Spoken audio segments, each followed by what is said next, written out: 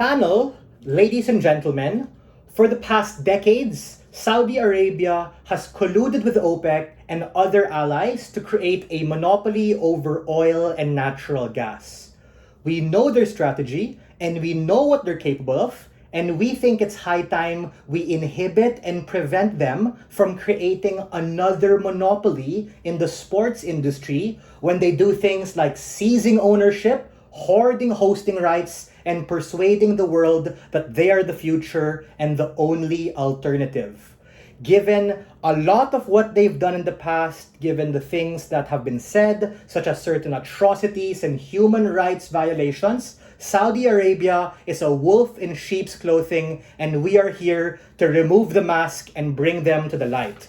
A couple of features of our model. Firstly, we think boycotting can be done in every way, shape, and form. It can be hard or soft, direct or indirect, such as actively going out and boycotting, not buying their particular stuff or going to their events, or even doing things like selling short certain stocks or companies who support them, and even liquidating your own portfolio of holdings that do support the Saudi Arabian economy. Or it can also be as simple also as being able to forward mass information campaigns like what we had in the Philippines of hashtag never forget, when you have dictators and powerful political elites who for far too long have been trying to cover up what they've done by doing other things, creating a red herring, just like what you have in debate. We're talking about particular companies like Starbucks and other Fortune 500 companies, just like what we've been seeing were complicit in Ukraine. We're very happy to be able to forward that here as well. Secondly, who is the house? Who is going to do it?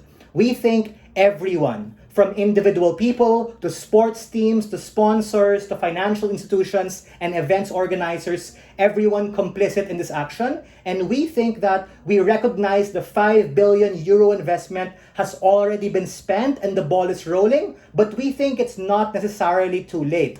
We think the approach we're going to do at best is going to be preventive from them to be able to acquire any amount of money or any amount of traction and sponsorship, or at worst, a reactionary measure to create some sort of marginal change, no matter how small, to prevent any single dollar amount more going to their pockets to further fund these particular sports programs in the guise of being able to forward more atrocities that harm people.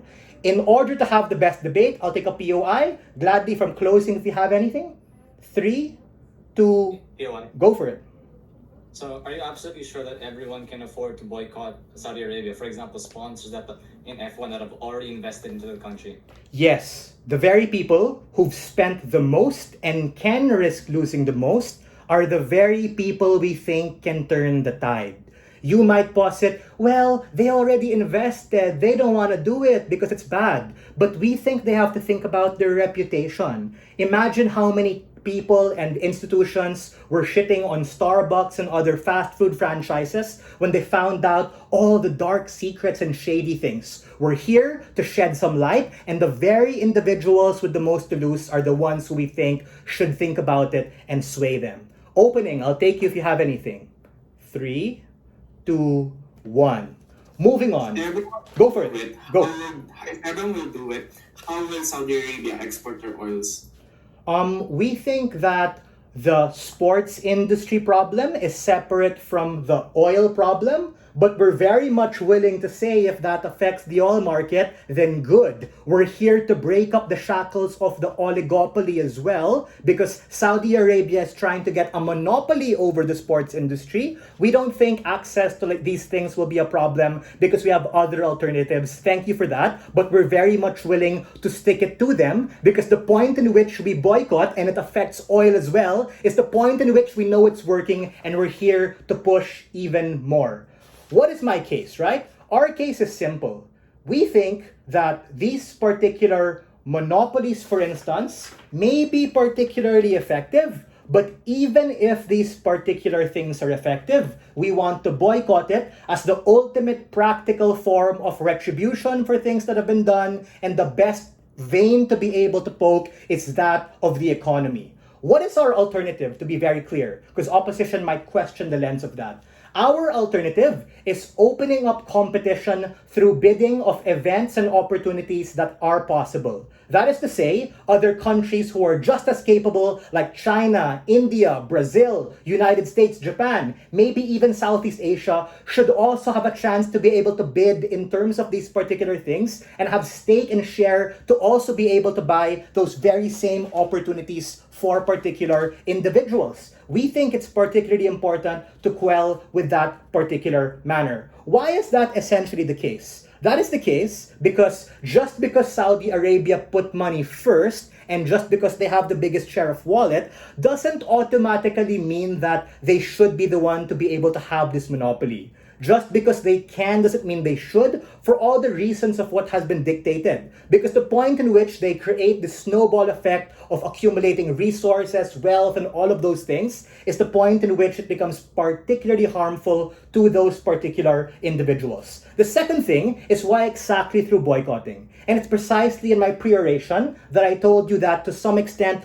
the ball is already moving and they've already spent a lot of money here, and we're here to be able to make that a sunken cost to be able to hit them where it hurts. The point in which other firms who invest and even they themselves regret it is a marginal change we're willing to take in order to rob them of any spheres of influence, capital, and network to be able to deal with that to the light and be able to help them.